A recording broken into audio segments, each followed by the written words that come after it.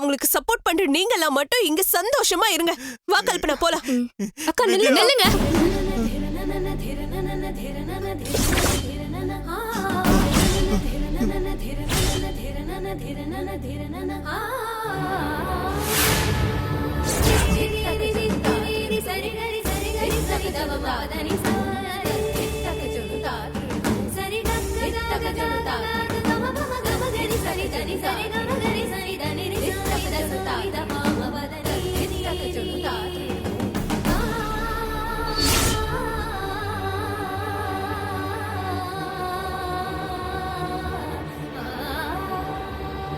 ரஞ்சிதா, என்னங்க பேக் எடுத்துட்டேங்க, கிளம்பிட்ட? நான் எல்லாத்தையும் கேட்டுட்டு தான் இருந்தேன். நான் இந்த வீட்டை விட்டு போறதா முடிவு பண்ணிட்டேன்.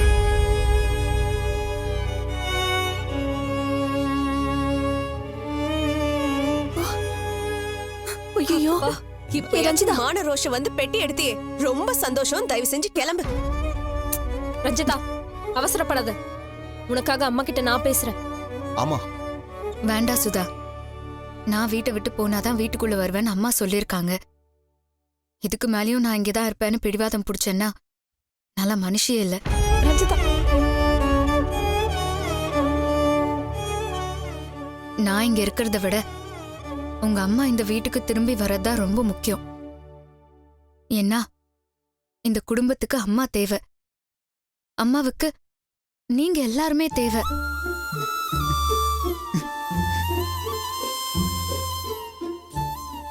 அத்தை இல்லாம இந்த குடும்பம் பட்ட கஷ்டத்தை நான் பார்த்துட்டேன். அந்த வலியும் வேதனையும் நிரந்தரம் ஆயிடக்கூடாது. அதுக்கு நான் காரணம் ஆயிடக்கூடாது. இந்த நிலைமையில நான் வீட்டை விட்டு வெளியே போறதுதான் சரியா இருக்கும். இல்ல ரஞ்சிதா, நான் என்ன சொல்ல வரேன்னா, சுதா, என்ன நினைச்சு நீ எதுவும் வருத்தப்படாத. நான் கோவத்திலயோ இல்ல வேதனையிலயோ இந்த முடிவை எடுக்கல. தெளிவா நிதானமா யோசிச்சுதான் நான் இந்த டெசிஷன் எடுத்திருக்கேன். என் வாழ்க்கைக்கு அருண் மட்டும் போதும் நான் எப்பவுமே நினைச்சதில்ல. இந்த குடும்பத்தை பிரிக்கணும்னு நான் நினைச்சதே இல்ல. எனக்கு நீங்க எல்லாருமே வேணும். இந்த குடும்பம் வேணும்.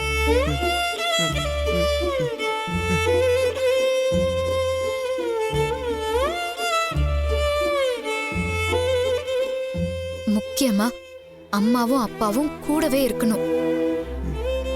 பெரியவங்க அங்க கூடவே இருந்து எங்களை வழி நடத்தணும் தான் நான் ஆசைப்படுறேன்.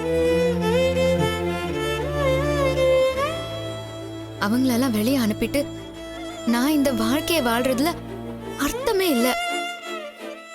எல்லாரும் ஒன்னா கூட்டு குடும்பமா வாழ்றதுக்கு பேர் தான் வாழ்க்கை.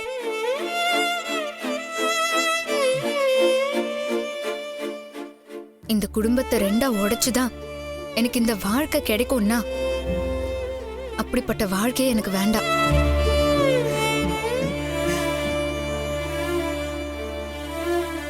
பாவம் அருண் யார் பக்கம் பேசுறதுன்னே தெரியாம தவிச்சிட்டு இருக்கான்.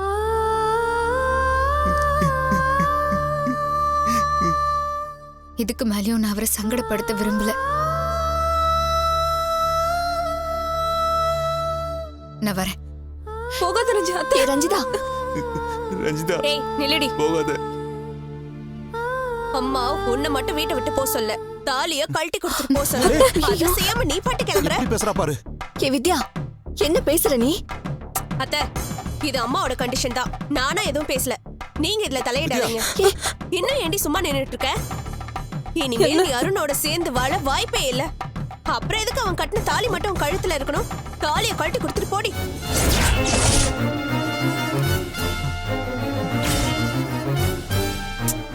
ஏய், கழட்டுன்னு சொல்ற, அப்படியே முழிச்சிட்டு இருக்க. உனக்கு சொன்ன புரியாதுல? கழட்டடி.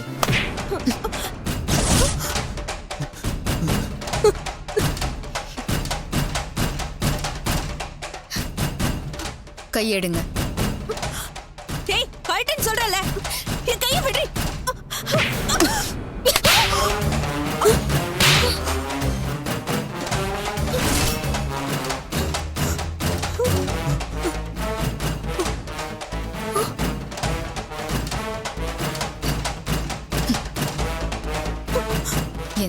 தாலி மேல கைய வச்சிங்க அவ்வளோதான். புருஷன் உயிரோட இருக்கும்போது தாலிய கழட்டக்கூடாது. அது என் புருஷனுக்கு ஆகாதுன்னு சொல்லுவாங்க.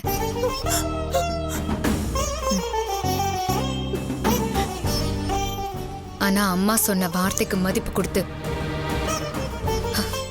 நான் இதை கழட்டி கொடுக்கறேன். அம்மாவை கடவுளுக்கு மேலதான் நான் நினைக்கிறேன். என் புருஷனுக்கு எந்த ஆபத்தும் வராம அவங்க பாத்துப்பாங்கன்னு நான் நம்புறேன்.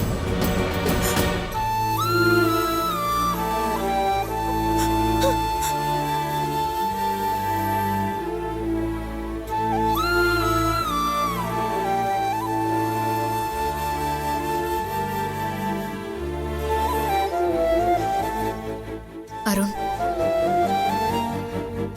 இந்த தாலிய கழட்டிட்டா நமக்குள்ள எந்த உறவும் இருக்க போறதில்லைன்னு அத்தை நினைக்கிறாங்க. அது பொய்ன்னு நான் நிரூபிப்பேன்.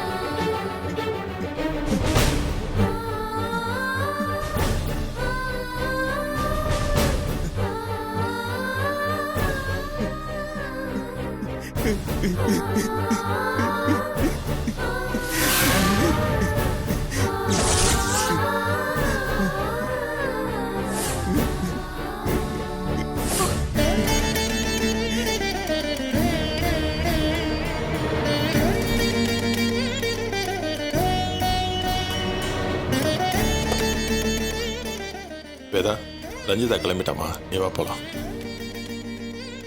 நிஜமாவே கிளம்பிட்டாளா இல்ல என்ன சமாதானப்படுத்துறதுக்காக போய் சொல்றீங்களா? இல்லம்மா, பேக் எடுத்துட்டு கிளம்பிட்டா. நீ வா.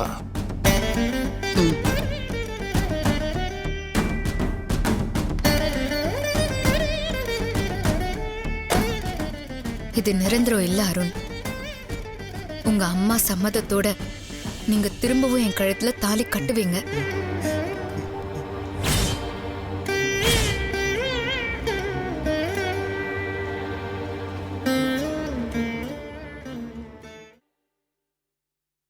இது இந்த தாலி மேல சத்தியம்.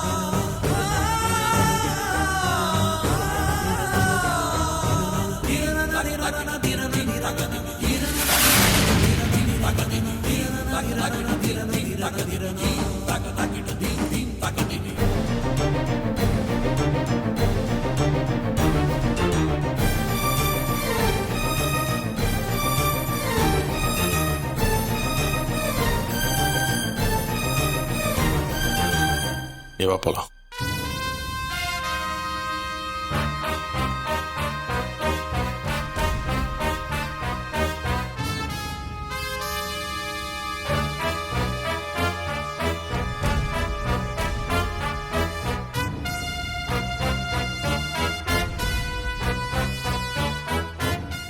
நீங்க ஆசைப்பட்ட மாதிரி இப்ப நான் போறேம்மா. ஆனா உங்க ஆசீர்வாதத்தோட நான் கண்டிப்பா உங்க மருமகளா இங்க திரும்ப வருவேன்.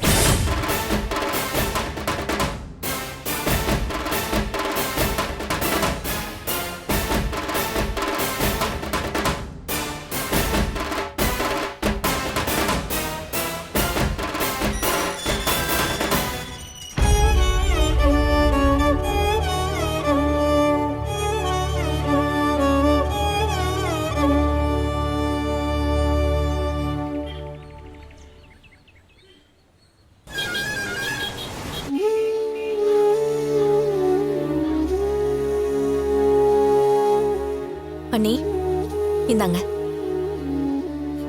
அம்மா எங்க எல்லாரையும் விட்டு ஏமா அப்படி போனீங்க? கொஞ்ச நேரம் நீங்க இல்லாம போனாலே நாங்க எப்படி என்னம்மா? தவிப்போன்னு உங்களுக்கு தெரியாதா? எல்லாம் தெரிஞ்சு நீங்களே இப்படி பண்ணலாமாமா? அண்ணி ஏதோ ஒரு கோவத்துல நீங்க கிளம்பி போனாலும் இங்கதான் இருக்குன்னு ஒரு தகவலாவது சொல்லிருக்கலாம்ல. நீங்க எங்க இருக்கீங்கன்னு தெரியாம நாங்கெல்லாம் ரொம்ப பயந்துட்டோம். திடீர்னு போலீஸ் ஃபோன் பண்ணி மார்ச்சுவரிக்கு வந்து டெட் பாடியை அடையாளம் காட்டுங்கன்னு சொல்றாங்க. எங்களுக்கெல்லாம் என்ன பண்றதுனே ஒன்றும் புரியல. அந்த டென்ஷனை எங்களாலேயே தாங்க முடியலையே. அப்ப மாமா நிலைமையை கொஞ்சம் யோசிச்சு பாத்தியாக்கா?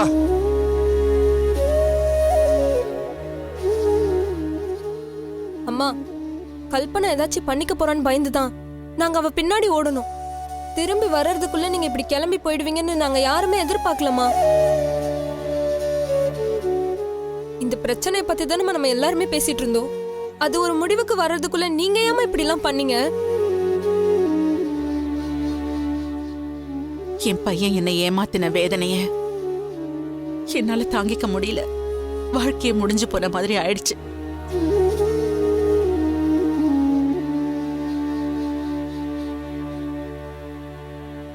எங்கேயாவது கண் காணாத இடத்துக்கு போயிடலாங்கிற அளவுக்கு என் மனசு வெறுத்து போச்சு.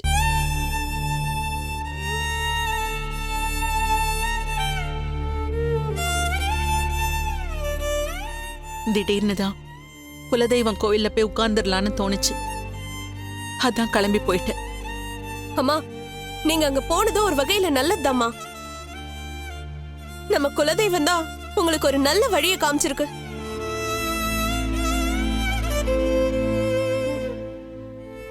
ரஞ்சிதா போனாதான் நான் வீட்டுக்கே வருவேன்னு நீங்க கொடுத்த பிரஷர்னாலதான் அவ வீட்டு விட்டே போனா.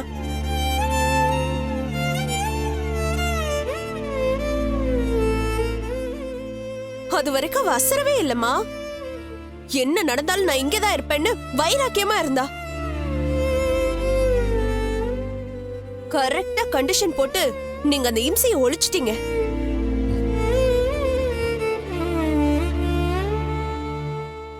அக்கா உனக்கு அவ மேல கோவம் இருக்கிறதுனால உன் இஷ்டத்துக்கு வார்த்தையெல்லாம் விடாத. கொஞ்சமாச்சு நாகரிகமா பேசு.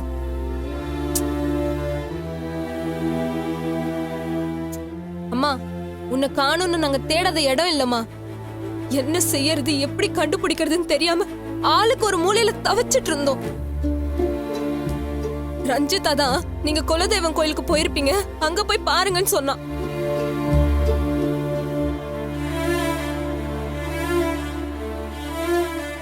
யாரு கண்டுபிடிச்சு சொன்னாலோ அவளையே துரத்திட்டீங்கல்ல.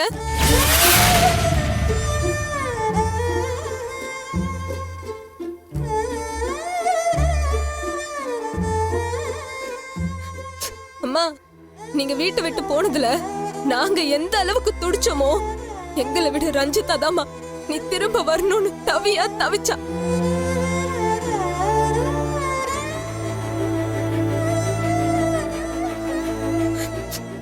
ஆனா அவ வீட்டை விட்டு போனாதான் நீங்க திரும்ப வீட்டுக்கு வருவேன்னு சொல்லிட்டீங்களேம்மா.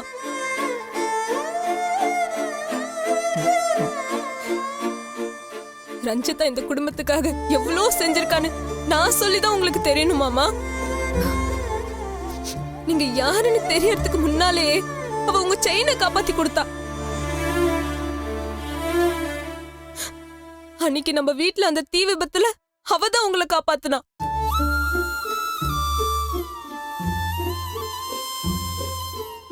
ஆபத்தான நிலையில இருந்த அண்ணனை காப்பாத்துனா. அண்ணனை கேஸ்ல இருந்து வெளியே கொண்டு வர்றதுக்கு கடைசி வரைக்கும் போராடிட்டே இருந்தா. அதையெல்லாம் தாண்டியும் அவன் நமக்காக நிறைய செஞ்சிருக்காமா.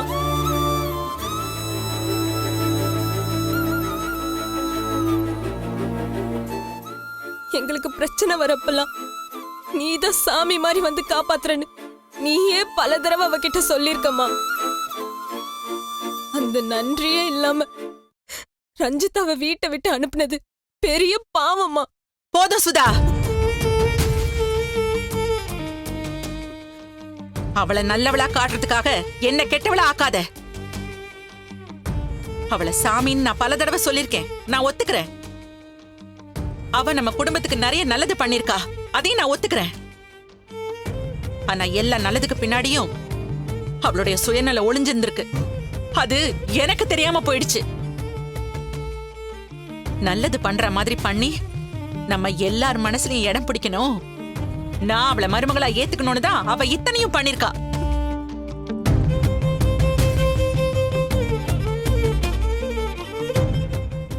என் பையன் கல்யாணத்தை பத்தி எனக்கு எவ்வளவு கனவுகள் இருந்திருக்கும், எவ்வளவு ஆசைகள் இருந்திருக்கும்.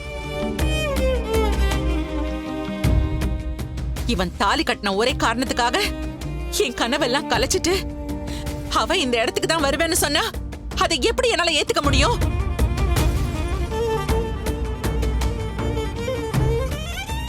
கே சுதா, நான் உன்னை தெரியாம தான் கேக்குறேன். ஊர் உலகத்துல தங்கறதுக்கு அவளுக்கு வீடே இல்லையா? இல்ல லேடிஸ் ஹாஸ்டல் தான் இல்லையா? எதுக்குடி நம்ம வீட்டு மாடியில கரெக்டா வந்து தங்கணும்?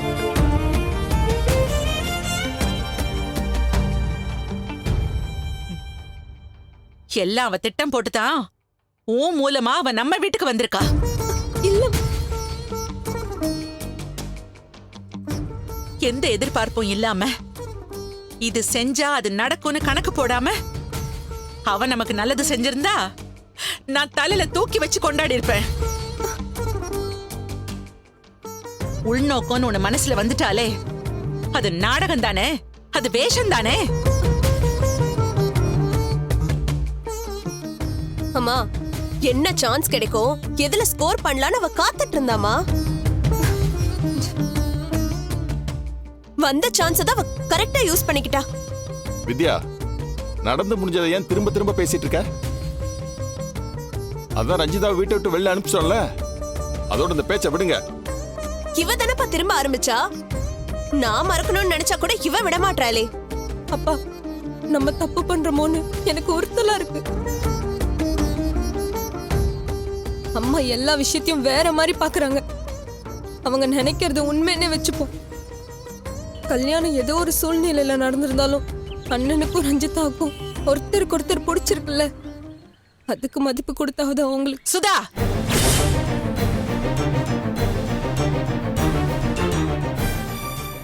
அருண் மனசுல அந்த மாதிரி எதுவும் இருக்காது.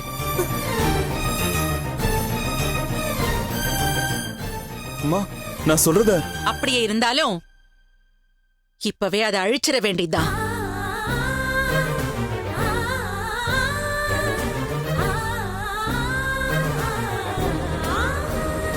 ஒரு நாடகக்காரிய வேஷக்காரிய என்னால மருமகளா ஏத்துக்க முடியாது.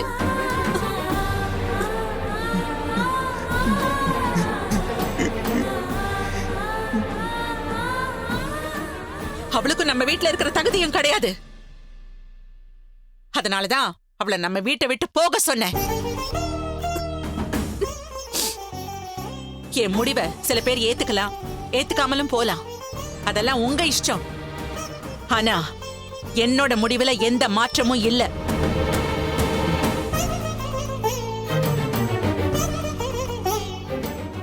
இதுக்கு மேல யாரும் சிபாரிசு பண்ணி அவளை பத்தி இங்க யாரும் பேசக்கூடாது. ரஞ்சிதான்னு ஒருத்தி நம்ம வீட்லயும் இல்ல, யாரோட வாழ்க்கையிலயும் இல்ல. அவ்வளவுதான்.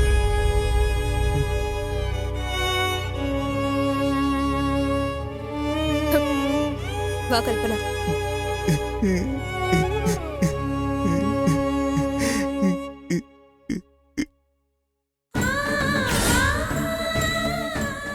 இப்ப எங்க போறது? ஜேம்ஸ் சார் கிட்ட ஹெல்ப் கேட்கலாமா? இல்ல வேண்டாம், அடிக்கடி அவரை தொந்தரவு பண்றது நல்லா இருக்காது.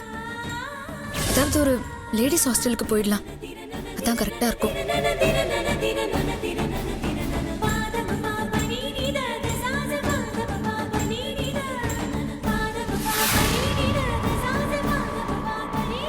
அண்ணா கொஞ்சம் நிறுத்துங்க. ஹாய்க்கா. செல்வம், ஹாய், எப்படி இருக்கீங்க? இந்த நிலைமையிலயும் நலம் விசாரிக்கிறதுக்கு உங்களால மட்டும்தான் முடியும். சுதா ஃபோன் பண்ணி எல்லா விஷயத்தையும் சொல்லிட்டாக்கா. உங்களுக்காக நாங்க எல்லாரும் இருக்கோம், கவலைப்படாதீங்க. தேங்க்ஸ் செல்வம். பேக்கை கொடுங்க. இல்ல இல்ல இருக்கட்டும், நான் வேற ஆட்டோ பிடிச்சுக்கிறேன். உங்களை பிக்கப் பண்ணதாங்க நான் இங்க வந்தேன். நான் ஆட்டோ பிடிச்சு வீட்டுக்கு வரதுக்குள்ள நீங்க இவ்வளவு தூரம் வந்துட்டீங்க.